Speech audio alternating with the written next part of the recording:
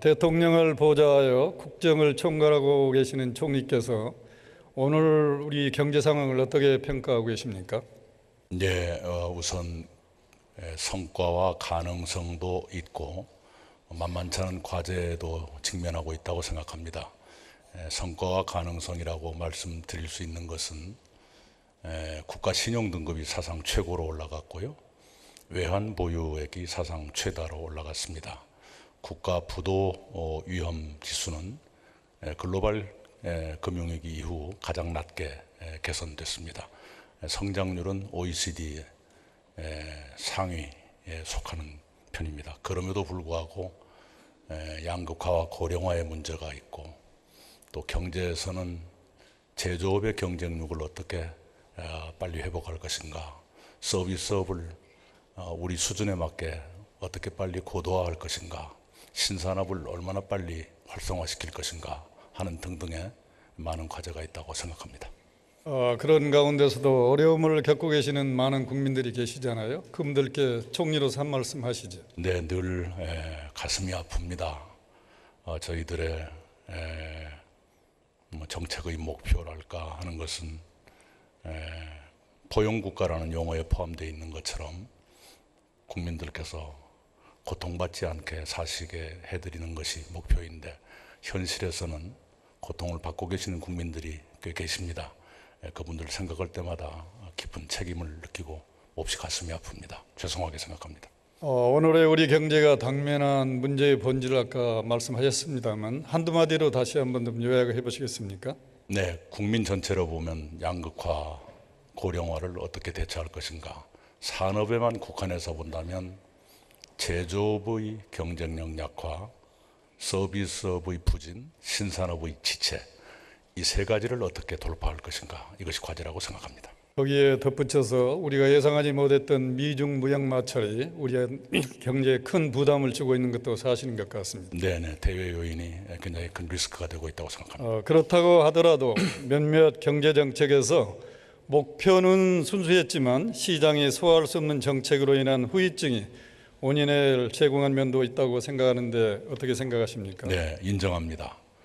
설령 순수한 취지에서 시작했더라고 하더라도 시장에서 그 정책이 어떻게 받아들여질 것인가, 현장에서 바로 그러한 정책 때문에 선의의 피해를 당하는 국민도 계실 수 있다는 것까지를 감안하면서 정책이 훨씬 더 정교하고 세밀해져야겠다 하는 반성을 하고 있습니다.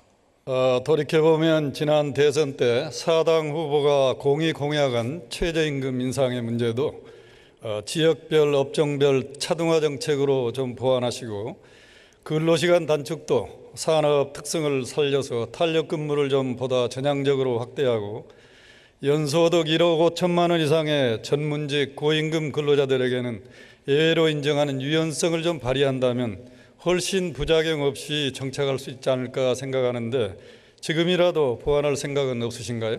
네, 그 최저임금에 관해서는 그 결정 구조를 개편해야겠다 하는 생각을 가지고 그 개편안을 국회에도 제안을 했습니다. 그것만 가지고는 안 될 것 같습니다. 안 됩니다. 그리고 차등화를 말씀 주셨는데 1988년 최저임금제 도입 이후 31년 동안 성공하지 못한, 실현하지 못한 제도입니다. 굉장히 막상 하려고 보면 많은 과제가 있고 그래서요.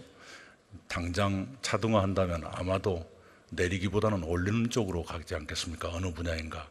그것이 감당 가능할 것인가의 문제도 있습니다. 탄력 근로제는 경산호위에서 최종 합의를 이루지는 못했지만 이른바 노사정 합의는 이루어진 셈이니까요. 그것을 바탕으로 입법화를 서두르면 될 것이고 그 다음에 말씀하신 선택근로제라든가 하는 문제는 좀 더 논의의 시간이 약간 더 필요하다 이 말씀을 드리겠습니다.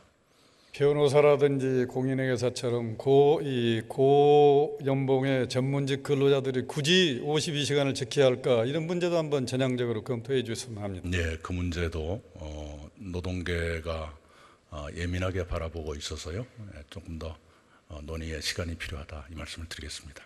일부에서 제기하는 공급 위주의 과거 성장 정책으로 해기는 우리 경제에 더 큰 문제를 야기할 수 있지만 아무리 좋은 정책도 시장을 이길 수 없다는 자세로 정책의 유연성을 좀 발휘해 주셨으면 합니다.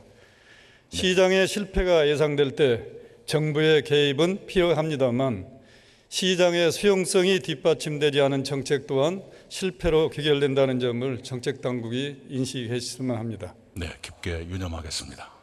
일부 언론 보도에 의하면 우리의 외교안보 라인이 백악관 외교안보 라인과 소통이 잘 안 된다고 하는데 실상은 어떠신가요? 네, 그러지 않아도 어제 야당 의원님으로부터 구체적인 이름까지 대시면서 의원님께서 구체적인 이름까지 거론하시면서 누구는 통화도 안 된다, 전화해도 전화를 받지 않는다는 말씀이 있으셨습니다. 제가 사실관계를 확인하겠다고 답변을 드렸는데요. 확인해 본 결과 어제도 통화를 했고 일주일에 한두 번씩은 통화하고 있다, 이렇게 파악을 했습니다. 네, 수고하셨습니다. 감사합니다. 들어가시죠.